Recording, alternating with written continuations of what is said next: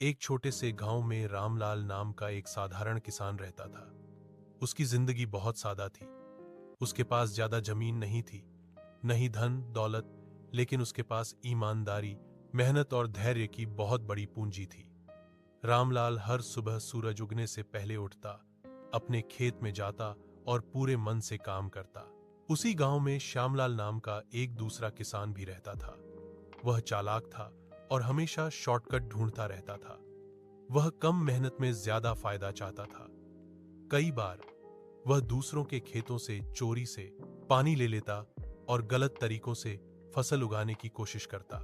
एक साल गांव में भयानक सूखा पड़ा। बारिश नहीं हुई और खेत सूखने लगे। श्यामलाल घबरा गया क्योंकि उसकी फसल कमजोर थी। उसने रामलाल से मदद मांगी, लेकिन मन ही मन उसे शर्म आ रही थी। रामलाल ने बिना कुछ सोचे समझे उसकी मदद की और अपने कुएं का पानी उसे दे दिया। दिन बीतते गए। रामलाल की फसल कम थी, लेकिन अच्छी और मजबूत थी, जबकि श्यामलाल की फसल पूरी तरह नष्ट हो गई। जब फसल कटाई का समय आया तो गांव में व्यापारी आए। उन्होंने रामलाल की फसल को अच्छे दामों पर खरीदा।